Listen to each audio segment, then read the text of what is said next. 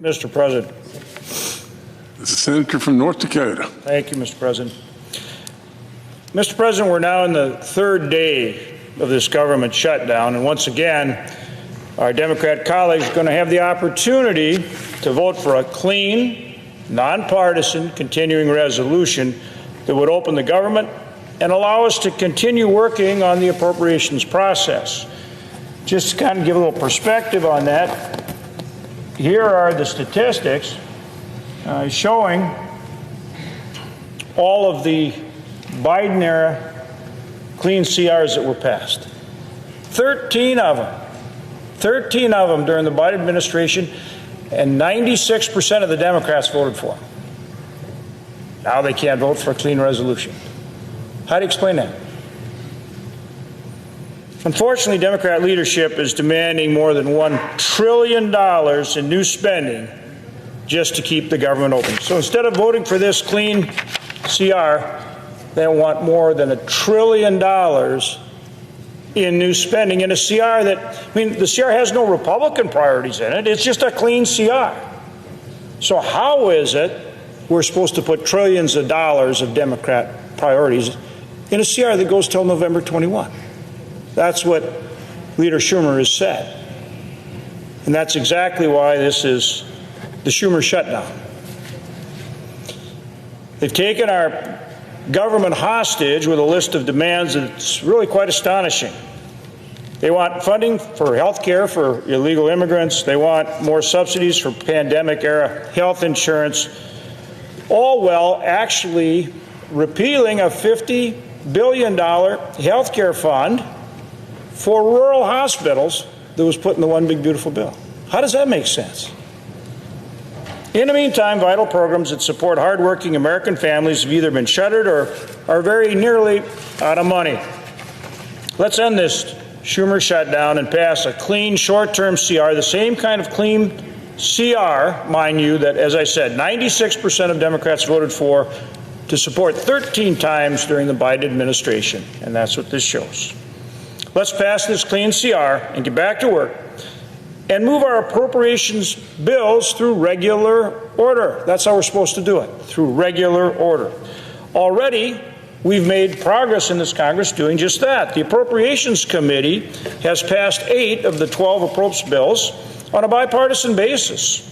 As a matter of fact, we just approved, not too long ago, 3 of them. One of them was my ag appropriations bill by big bipartisan majorities here on the floor in the Senate.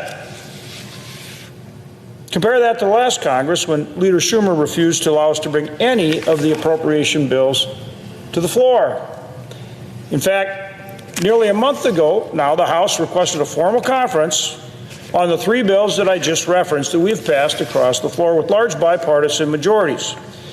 And we are ready to go to conference with them and finish our work on those appropriations bills through regular order, as I just said. And our majority leader has said very clearly that he is ready to bring defense appropriations and the labor health bill, which would actually get us up north of 75, maybe even 80% of the appropriation process finished. And he's ready to bring those 2 bills to the floor as soon as we're open and operating.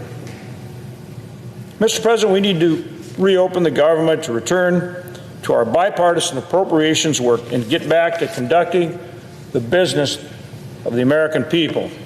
Another good example is the work we're doing for our ag producers, and I know, Mr. President, you know about that very well. Every American depends every single day on the high-quality, low-cost food supply that our farmers and ranchers provide.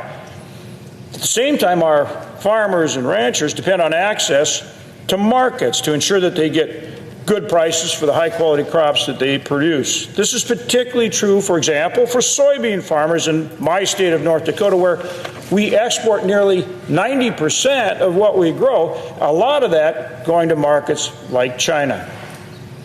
With harvest season underway, the Trump administration continues to fight for better markets for our farmers and ranchers. But in the meantime, our producers need a bridge to stronger markets and the updated farm safety net, which we included as part of the One Big Beautiful Bill.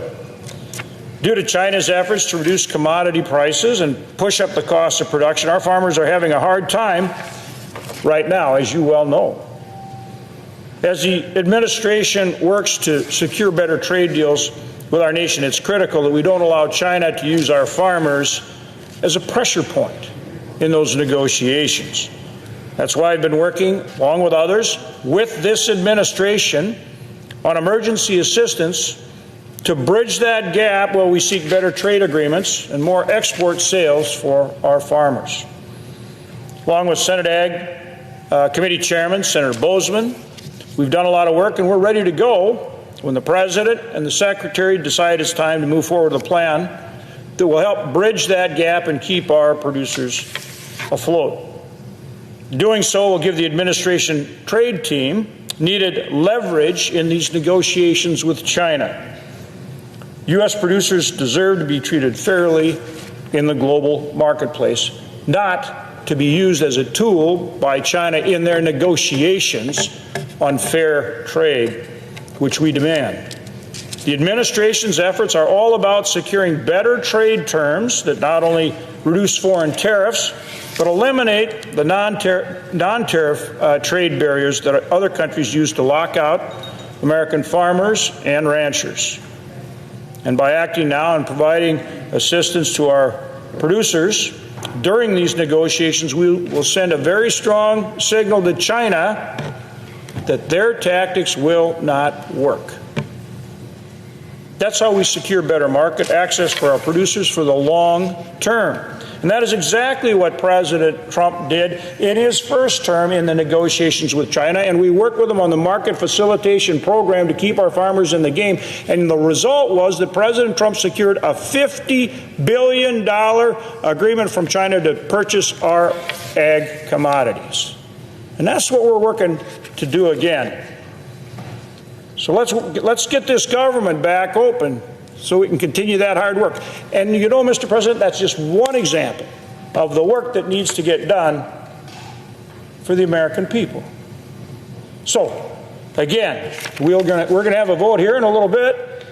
And once again, I ask that our Democrat colleagues join with us and vote to get this government open. It is a clean, short-term resolution so that we can do the work of the American people. With that, Mr. President, I yield the floor.